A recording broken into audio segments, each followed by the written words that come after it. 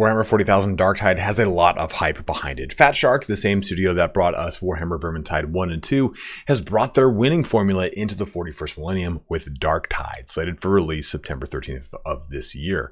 But the real question is, how is it all shaping up? Well, in this video today, we're going to be looking at just that. Fat Shark released a gameplay trailer that goes through a quick 4-minute distilled version of one of the missions that you will take part in going through the game. We'll go through that and talk about some fun talking points, things I'm excited about, etc. Overall, though, the game looks like it's going to be a really awesome take on the existing Vermintide formula. There are some things I'm not crazy about, but we'll look at some gameplay footage from PC Gamer's hands-on preview that came out like 2 weeks ago to go over some smaller issues I have with the game. That's a longer 20-minute video that goes into it straight up goes through the full mission that we get a distilled version of in the Fat Shark release, and shows off things like the UI, some other things about how you navigate around the world and other things like that. And we'll talk about those as my kind of like things I'm not excited about, or the good, bad, the ugly type situation. We'll talk about that in the end of the video. But you can quickly navigate to any part of the video that interests you the most by using the chapters in both the timeline and the description. Also, I'll be covering this game pretty in depth with lots of streams on Twitch, as there will be no doubt an integration just like there was for Vermintide 2. So don't forget to follow me on Twitch and subscribe here for all the latest information, guides, and Let's Plays. But let's get started here on some gameplay for Warhammer 40,000 Darktide. So we'll be moving through this trailer here. This is the one from Summerfest. If you've already been really covering Darktide, I forgot to mention this in the intro. If you've already been covering Darktide, you're not going to see any new information here. This is all the same information that's been out for the last 2 weeks, a month, give or take, and I'm just kind of finally getting a chance to go over it. So we're going to go through this trailer. It's about a 2-minute long trailer. I'll stop, we'll talk about some things here and there, and I'll give you a little bit of context on the actual game if you know nothing about it, all that kind of fun jazz, before we look at that PC Gamer gameplay and go through a little bit of that as well. So it's going to go ahead and press play here, and I've turned the volume down a little bit, and we'll just kind of pop back and forth. Very low tech, just kind of having some fun with this. So right now we get 4 classes, right? We get the Zealot, the Veteran, and the Ogryn, as well as the Psyker. And we kind of saw them in that little that opening shot right here, right? We get each one of them. We get the Ogryn over here, the Veteran Guardsman on the far right.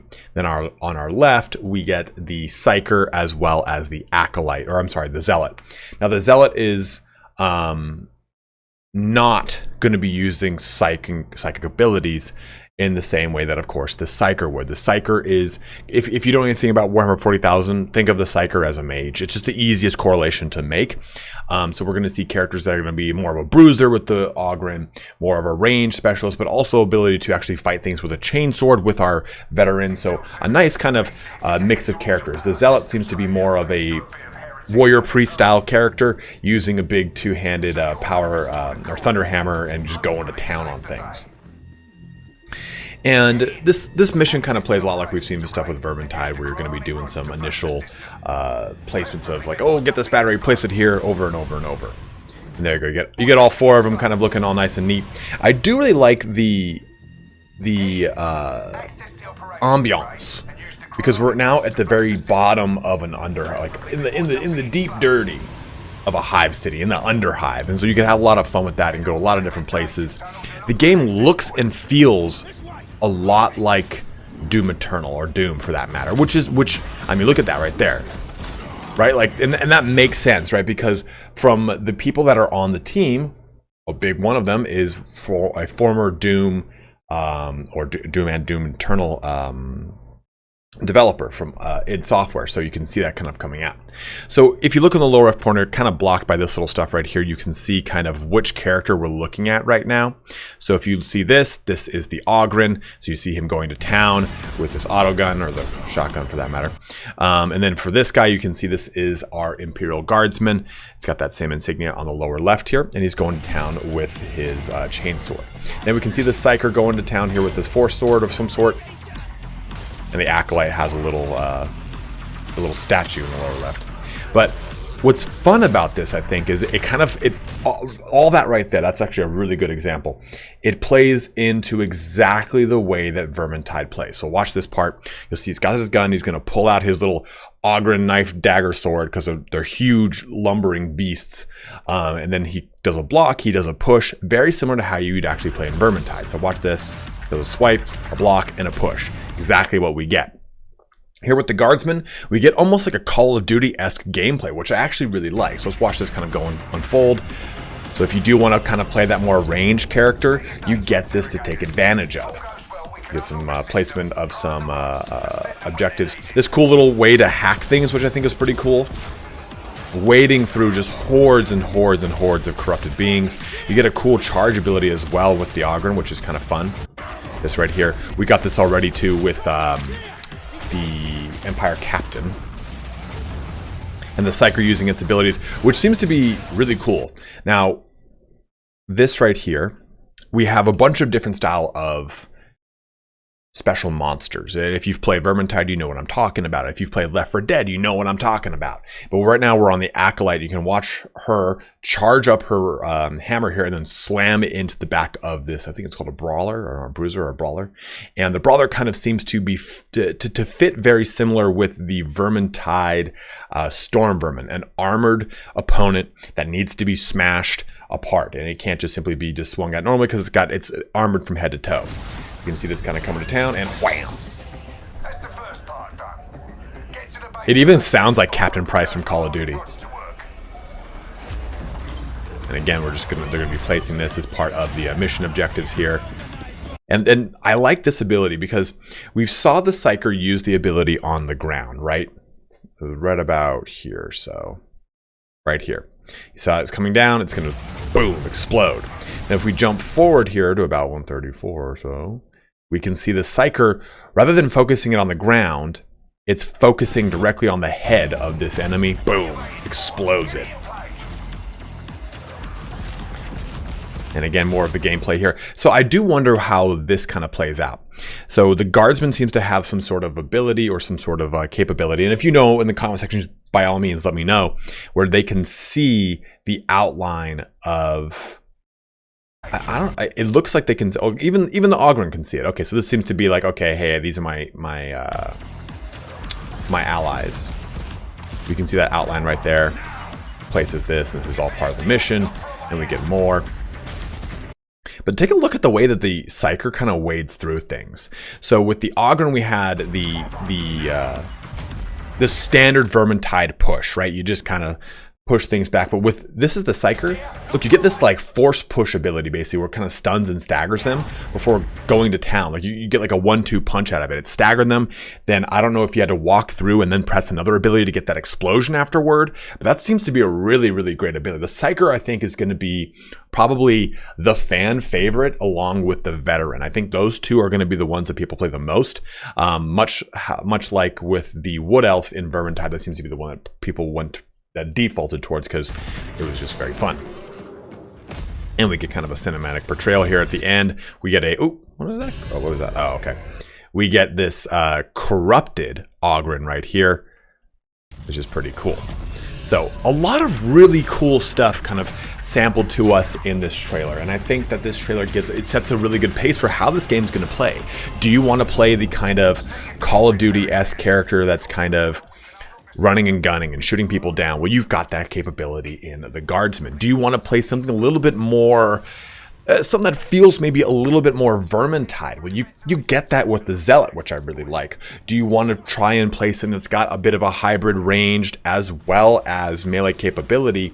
Then you get that with the Psyker because you've got that Force Sword and you've got those ranged capabilities. I'm sure it's going to be, you're not going to be as stalwart, right? You're going to be kind of weak. And then thusly, if you want to be a more tanky character, you're going to get it with your Ogren. And this kind of mirrors some of the playstyles that we've seen with Vermintide, which I think is perfectly fine. Vermintide's got a very good formula. What's interesting though is there's 4 characters. I'm wondering if we're going to get a 5th one revealed to us. I thought that they did. I think that the one that they just revealed, I think the 5th one they just revealed was the Psyker or something like that. I can't remember. But I would assume that we would get a 5th character down the line before maybe the eventual launch of the game. I don't know if they're trying to do a 5th character launch alongside something with Games Workshop. And the reason I say is because with Vermintide we have 5 different characters. And with those characters, you get the ability to have teams that are different. You don't have the same 4 characters with different kind of class variations. I'm going to assume that there's class variations for these, just like there was for Vermintide. So it feels like you're not just simply playing the same 4 characters over and over. We do know that the story of this kind of sets us off as a prisoner, and you get brought into this whole situation by the Inquisition. You got to go down here and purify things, clear your name, all that kind of mumbo jumbo that we get with, say, Skyrim. But the game to me looks awesome. It looks like it's going to have a very strong gameplay loop, and I imagine that as you kind of progress through the game and through the many, many difficulties, just like we had with Vermintide, the game's going to scale very well with those difficulties, and you're going to feel that challenge, especially as you get into the upper regions. And I think the game's going to have even more of a challenge than Vermintide, because the ability to really play with the environment and do a lot more damage with things like grenades, those are things that the Guardsman gets. The Acolyte too has so many cool abilities. You get the Psyker's AoE abilities. How will those play into doing possible team damage? That shotgun that the Ogryn has, is that thing going to be really just ripping through your team if you do it in the higher difficulties? So it'll be very interesting to see how this plays out across those higher difficulties. So now we've kind of looked at a lot of this gameplay. I'm going to pivot now over to the PC gamer gameplay, and I'm going to talk about that. And this will kind of go into some of the things I'm not as excited about. And it mainly breaks down into the UI and gameplay mechanics that can just easily be fixed. And I think that, to be totally fair, what we're about to look at is a early preview, hands-on copy, press build that is bound to change by the time the game comes out. So let's pivot on over to that PC gamer gameplay. So here we are taking a look at the Veteran and the Zealot in this gameplay. I turned the volume all the way down. I don't want YouTube to give me any strikes. This is PC Gamer's actual video, so please go and head on over to their YouTube if you want to watch all this without my annoying voiceover work. Again, it's 22 minutes. It's a pretty cool portrayal of the game. So we get a lot of information just by looking at this, right? We get an idea of how the actual UI will play itself out. And I think that it looks good. It also looks a little too, not obtrusive, because I kind of think of the Vermintide 2 UI as very streamlined and very kind of minimalistic, if you want to kind of think of it that way. Here, let me grab a picture real quick, and we'll here you go. So just to kind of compare, here is our actual shot of the UI for Vermintide. Very minimalistic, very kind of easy to run through and understand everything that was going on. Of course, that thing's different. Doesn't look like that anymore. And this is an old screenshot anyway. But going back here to this, we get really a sense that the UI is a little bit, not cluttered, but in the lower left and lower right, I think it could be kind of toned down a little bit. I kind of miss the simple portraits and smaller health that you get from Vermintide. So that is something that that kind of immediately stood out to me. I was like, man, that's kind of very large and takes up a good chunk of the lower left. And it's something that's easily fixed. It's something that's easily modded away. It's not really a big gripe. It's not going to affect gameplay. I'm not going to get it and go, oh, this game's shit. I just take a look at the UI. Brr, brr, brr, brr. I'm just saying, I would like to see a little bit more of a streamlined portrayal of that. What I do really like, though, is if you look at Titus's health bar, you see above that little inquisitorial seal, like a shield, more or less, and it says 300. I'm going to jump ahead, and we'll get into a point where maybe we get some actual combat going. And so take a look at this as we jump around right here. So it's got 300. And as we jump into some combat, you'll see that this shield just gets depleted and hit. And that is actually really cool. And why I like it is there you go. Here's that shield just breaking right there. And you can see him wading through all these enemies. And as he kills people, it brings the shield back up. So it's a really cool kind of reactive style of combat that allows you to build your shield back up while also being able to do some damage. And what's cool about that is you're going to be dealing with a lot of ranged attacks in this game. The enemies are going to have a lot of las guns. They can shoot back at you. So I think having that shield as kind of a constant reactive passive, whatever you want to call it, is really, really cool. I like it. It is kind of an armor that allows you to mitigate some of the damage. That's one of the things I want to talk about, so we'll stop right there. Mitigate some of the damage coming your way, and it regenerates fast enough that allows you to not feel completely useless if it's not up, and you can regenerate in combat. I like those mechanics. I think it's really, really, really cool. I don't have any qualms with it. I think it's necessary even. What I don't like is stuff kind of like this. So I don't know why the floating health thing or floating ammo thing, just like, man, that looks too much like Doom. Like I want it to feel like, have that Doom feel, but I don't want it to be too much like it. And I think that this kind of, that for me personally just comes off not as great. But you'll notice that the game doesn't have the typical kind of, hey, I'm going to go grab a health pack or a potion. You get health stations. So these health stations will allow you to regenerate your health depending on how many uses are left at it. So you can't just simply go up to them and just kind of run ramshot on it. You actually have to kind of be tactical with them, just like you've seen before. I do think that there are maybe some sort of health drops, and I just haven't seen them. And again, if you know about that, please let it be known in the comment section below. I think that some items are unique to the classes. Like I think grenades, for example, are unique to guardsmen, which I think is kind of fun. And kind of makes it a little bit more, hey, we need this class to be filling this role as far as a grenade goes. Again, I could be wrong there. But stamina too is also an interesting thing that I have to kind of play the game to see how I like it. But sprinting is now locked behind a stamina bar like this. So you see like right now stamina is depleted and is regenerating right now. So that stamina, of course, is going to enable you to block, enable you to do pushes and stuff like that. So if you sprint to locations, you're draining your stamina bar and you then can't do it. Do it being the blocks of the pushes and stuff like that. So I kind of want to see how that feels. I'm sure there's going to be some ways to increase stamina. Like there's plenty of ways to increase stamina. Oh, there's your medical kit. I'm sorry. Remember I made a statement like, oh, there's your conventional medical things out there. I'm full of shit. It's right there. But regardless, the stamina, like I want to see how that plays and feels in the game because your blocking capability was not necessarily bound to sprinting in Vermintide, right? Like you just simply had to block things and you things hit you hard enough, they would take away some of your shields and your guard, as it were, and so on and so forth. And that was part of like the kind of strategy of learning how to block and defend. So I do kind of want to see how that stamina plays itself out. And personally for me, I think the Guardsman's the class I'm going to play. It looks so fun to me. Even jumping, oh, look at this thing. Look at the Plague Ogren. Oh, I think it's just disgusting here, right? It's just like we got, though, with Vermintide. We get these big, strong kind of boss monsters that will be parts of the game that you'll be, hey, this is a certain point. You have a chance of a big Plague Ogren here spawning. I'm sure there'll be other variations of different monsters.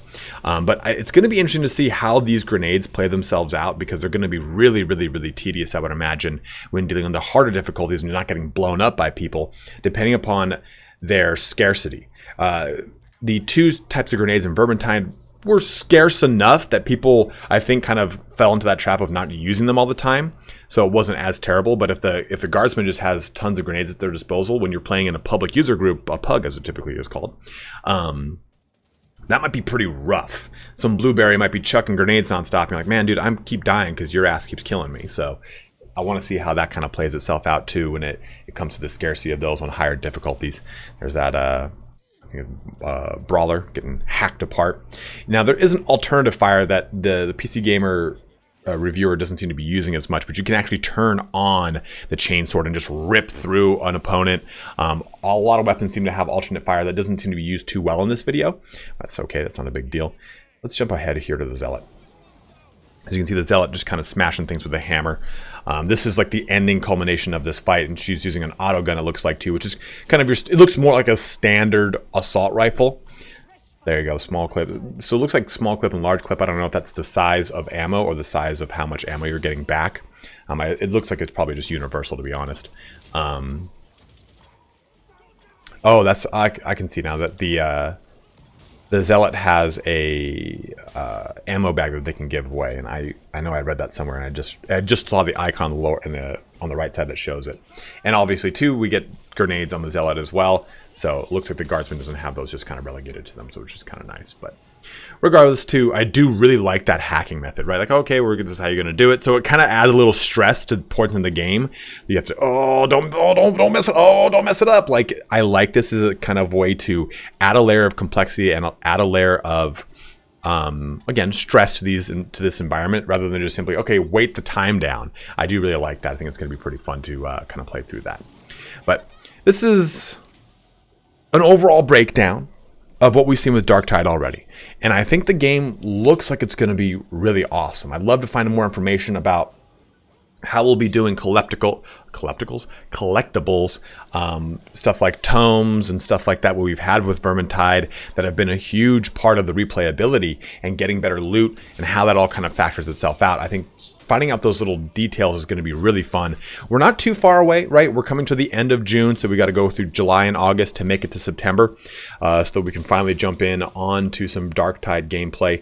Again, we'll probably be finding out more from Fat Shark as they release more and more marketing content leading up to that ramp up. But if there's any information that I forgot to talk about here, or maybe I just completely missed or got wrong, whatever it is, go ahead and let it be known in the comment section below. What are you really excited about with the game? Which class are you plan on playing, or which character do you plan on playing? And what's one of the things that are maybe sticking out to you? I know a lot of the UI, a lot of the elements I like about the UI, but there's a lot of things that I just don't, right? Like the lower left and lower right seems a little clunky, but I like the way that you can see where the objectives are very clear cut versus just outright missing them. I like where you can see where all of the players are, again, versus outright missing them, versus just a kind of a rough outline. I like a lot of that transparency, which I think was kind of missing in Vermintide, as just a symptom of being an older game now at this point.